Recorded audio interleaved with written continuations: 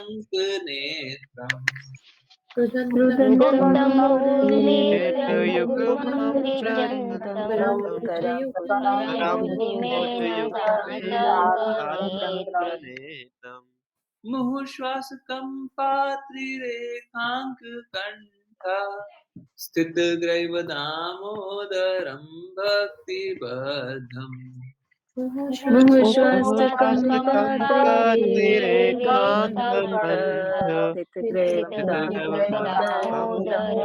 भक्तिबद्धम् इति दृक्स्वलीलाभिरानन्दकुण्डे स्वघोषं निमज्जन्तमाख्यापयन्तम् इति दृक्स्वलीलाभिरानन्दकुण्डे स्वघोषं निमज्जन्तमाख्यापयन्तम् निमज्जन्तमाख्यापयन्तम् त्वदीयेषु जग्नेषु भक्तर्जितत्वम् पुनः प्रेमतस्तं शतावृत्ति वन्दे त्वदीयेषु जग्नेषु भक्तेर्जितत्वं पुनः पुनः प्रेम प्रेमतस्तं शतावृत्ति वन्दे वरं देवमोक्षं न मोक्षावधिं वा न चान्यं वृणेऽहं वरेशादपीह परं परं देवमोक्षं देवमोक्षं न न मोक्षावधिं वा न न चान्यं चान्यं वरेण्यं वरेऽहं वरेष्यादपीह इदं ते वपुरनाथ गोपाल बालम् सदा मे मनस्या विरास्तां किमन्ये इदं इदं ते देवपुरनाथ पुरनाथ गोपालबालं सदा मे सदा मनस्या मनस्याविरास्तां विरस्तं किमन्ये किमन्ये इदं ते मुखाम्बोजमत्यन्तनीले वृतं कुन्तले स्निग्धरक्तैश्च गोप्या इदं ते इदं ते मुखं मुखमोजमत्यन्तनीले मुखमोजमत्यन्तनील वृतं कुन्तले कुन्तले स्निग्धरक्तैश्च गोप्या मुहुश्चुम्बितं दिव्यरत्नाधरं मे मनस्या विरास्तं लक्ष्यलाभे मुहुश्चुम्बितं दिव्यरत्नाधरं मे मनस्या विरक्तं लक्ष्यलाभे नमो देवदामोदरानन्त विष्णु प्रसीद प्रभो दुःखजालाब्धिमग्नम् नमो देवदामोदरानन्द देवदामोदरानन्दविष्णु प्रसीद प्रभो विष्णु दुःखजालाभिमग्नम् कृपादृष्टिवृष्ट्यातिदीनं वतानु ग्रहणेषु मामाद्यम् इत्याक्षिरीष्या कृपादृष्टिवृष्ट्यातिदीनं वतानि ग्रहणेषु माद्यं केकाग्र्यश्रीष्य कुबेरात्मजो बद्धमूर्तैव यद्वत् त्वया मूर्छितो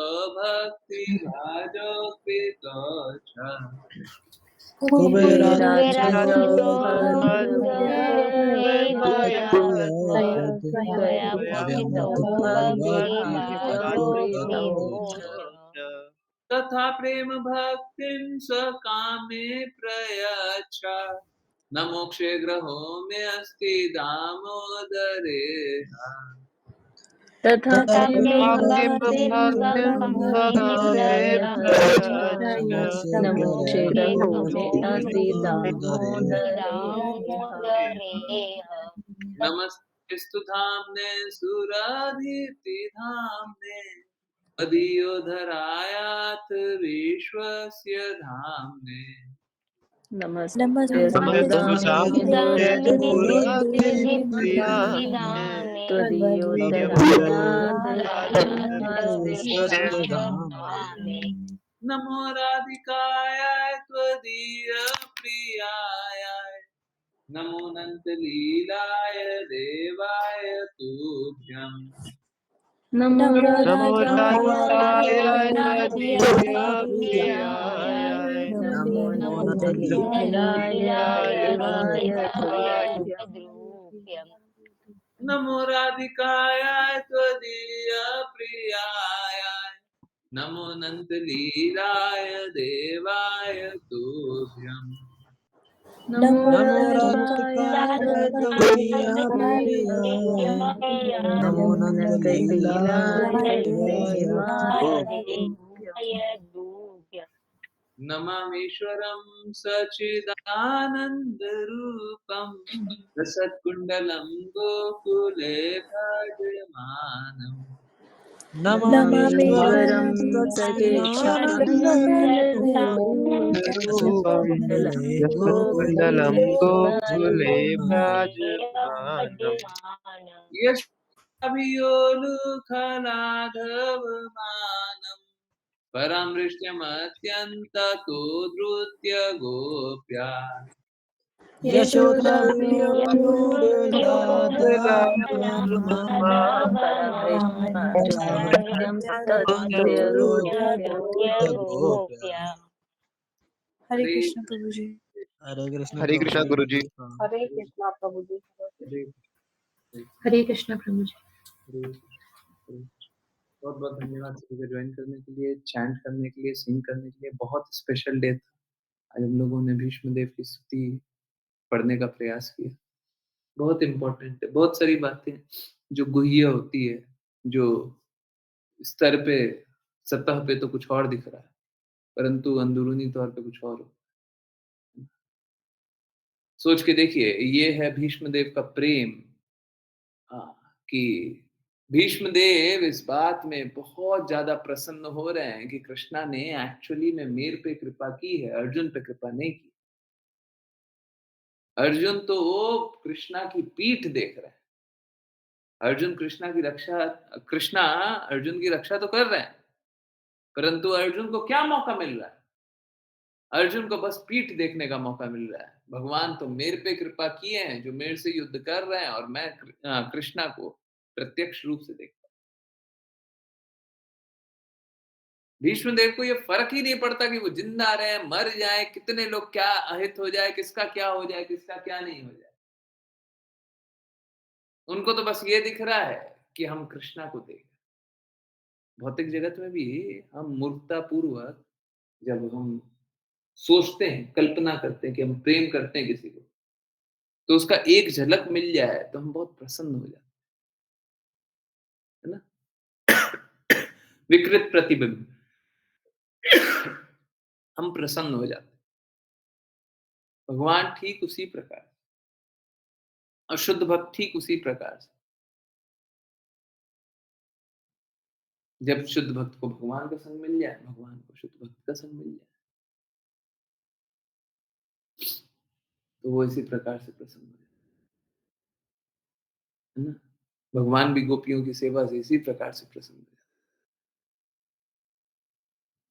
हैं। हरे कृष्ण। ये है दिव्य प्रेम, जो बहुत बहुत वर्षों तक समझें तो भी हमें कुछ उसका अंश समझ में आ जाए, तो हम लोग बहुत थैंकफुल, ग्रेटफुल होंगे कि बहुत कुछ आ गया, है ना?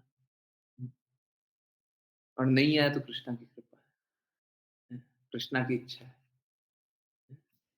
इसमें भी कोई ना कोई कृपा होगी, आपको नहीं समझ, कुछ ना कुछ होगा। कृष्णा की कृपा भी है, इच्छा भी है। इस प्रकार से चीजें होगी। यस। किन्हीं की कोई किसी प्रकार की जिज्ञासाएँ हो तो पूछें। हरे कृष्ण। कुछ भी पूछना चाहता हूँ कहीं से भी। हरे कृष्ण। यस, जिज्ञासा है? नहीं? एंड कर सकते हैं? हुँ? चलिए, तो कीर्तन सुनते हैं। 2-3 मिनट बस कीर्तन सुनेंगे। एक काम करते हैं 10:32 तक 4 मिनट कीर्तन सुन लेते हैं, ठीक है? 4 मिनट सुनने में तो किसी को जाना नहीं होगा। हुँ? बोले कि नहीं, नहीं प्रभु जी 4 मिनट सुन रहे हैं, इतना ज़्यादा हम तो वेट नहीं कर पाएँगे। ऐसा तो नहीं होगा ना किसी के साथ?